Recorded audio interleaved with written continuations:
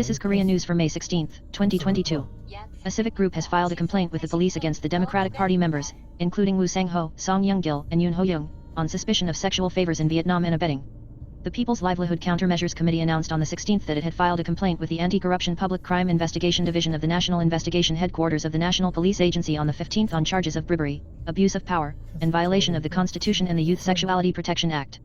These groups allege that Ho Young-yoon, Young-gil Song, and Woo Sang-ho of lawmakers were suspected of receiving alcoholic beverages provided by SK Telecom in Ho Chi Minh City, Vietnam from August 18 to 20, 2004, and some of them received sexual favors. The group said, some of the accused have received their backs from the Sheraton Ho Chi Minh Hotel, and some are being accused of aiding in sexual favors. It would fall under Article 155. There is no need to treat this person as a human being, who was accused of receiving sexual favors in Vietnam. Regarding President Yoon Suk-yeol's commuting time, Yoon Ho-young, chairman of the Joint Emergency Response Committee of the Democratic Party of Korea, said, "I don't even go to work before 9 o'clock. The presidential office said on the 15th, "We are very sorry for the remarks that did not even confirm the basic facts." In a briefing on the same day, spokesperson Kong In-sun of the presidential office said, "It is absurd that the president, who is asked questions from reporters on his way to work, is late." She continued, "Since the inauguration of the president, including commuting to work, the whole nation is watching the sympathy in real time," Kong said. "There is no concept of commuting," he emphasized. Chairman Yoon said at the local election candidates meeting held at Bexco in Busan on the same day, citizens are 20 to 30 minutes late to give the president the way to work every morning. It's almost suspicious that it isn't. He doesn't even go to work before 9 o'clock. A few days ago, North Korea fired 3 short-range missiles, but the NSC meeting did not even take place.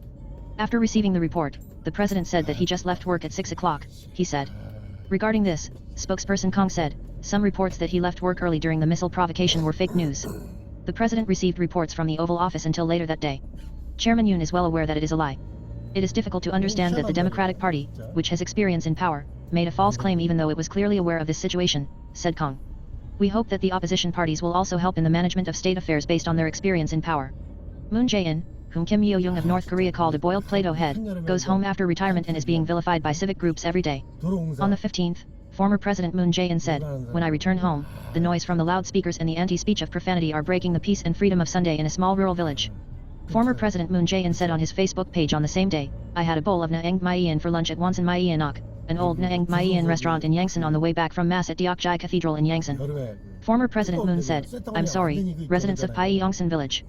In the area of Pyeongsan Village, Jisanarai, Haebuk Myeon, Yangsan, where President Moon returned to, some groups have recently continued broadcasting criticizing former President Moon through loudspeakers and vehicles equipped with speakers. A group called Bellado has been holding a 24/7 rallies to slander former President Moon by using loudspeakers since the 11th. They have reported the assembly by the 5th of next month. As the protest continued at night, residents reported to the police dozens of times, but the police could not stop them.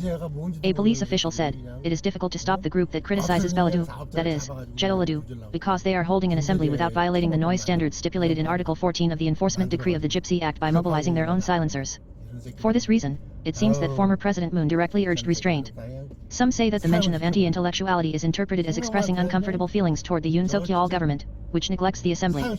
About 80 people from the COVID-19 Vaccine Victims Families Council, a gathering of families of victims who died or become seriously ill after being vaccinated against coronavirus, also held a rally on the 14th in front of former President Moon's residence. One of the protesters was stopped by the police while trying to jump over the police safety fence and run towards the house. Former President Moon said he would live a forgotten life. However, after his retirement, he has been posting on social networking services such as Facebook. An opposition official said, ex-President Moon said that he would continue to communicate about his life story, not politics. It is reported that the government is considering expanding subsidies for oil prices for trucks and taxi operators that use diesel fuel amid soaring fuel prices.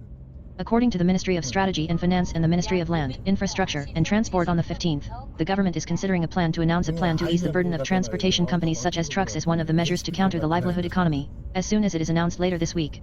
The government is said to be seeking ways to ultimately increase the amount of subsidies by reorganizing the temporary diesel oil price variable subsidy system that runs until July. The plan is to reduce the burden by increasing the scale of support, such as giving more subsidies to transportation companies when buying diesel. Currently, transportation companies such as trucks, buses, taxis, and coastal freighters are receiving fuel tax-linked subsidies that subsidize some or all of the fuel tax increase following the energy tax reform in 2001. However, as the government lowered the fuel tax due to a surge in oil prices, subsidies also decreased. If the fuel tax is cut by 20%, the subsidy will be reduced by 106 won per L, and by expanding the cut to 30%, the subsidy will decrease by 159 won per L.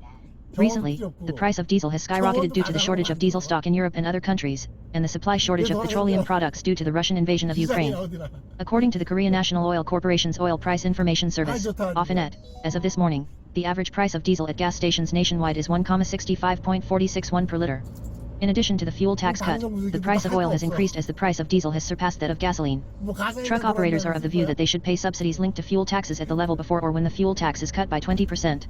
Chinese Prime Minister Li Keqiang is re-emerging from the crisis of permanent power under Xi Jinping. The history of the Chinese Communist Party is highly likely to record 2022 as the year of politics. This is because it is a year of upheaval in the communist leadership system established by Deng Xiaoping. The core of Deng Xiaoping's system was the Communist Party's dictatorship, but the power was not concentrated in one person, but the system of collective leadership was maintained, and those in power were to be re-elected twice every 5 years to rule for only 10 years. However, at the 20th Party Congress this fall, Xi Jinping is expected to overthrow the Deng Xiaoping regime and run for a third term.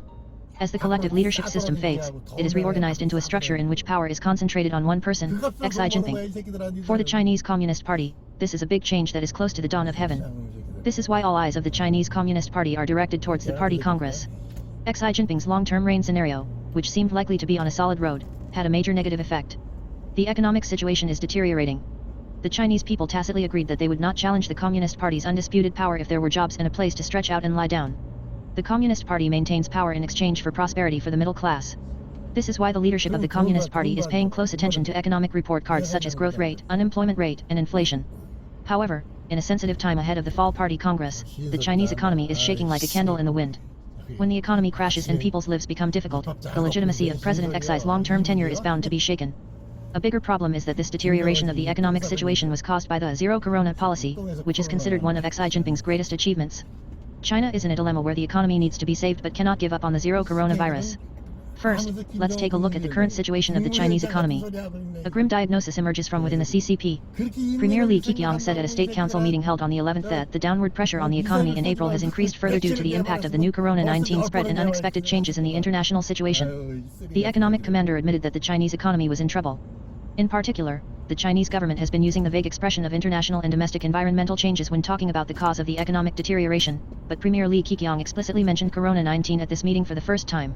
It is also noteworthy that Premier Li Keqiang mentioned the successful hosting of the Party Congress while talking about the economic situation. We must face the difficulties and challenges face-to-face and stabilize the economy in a broad framework, so that we must face the victorious hosting of the 20th Party Congress with actual actions, he stressed. Thank you for watching today. Please like and subscribe.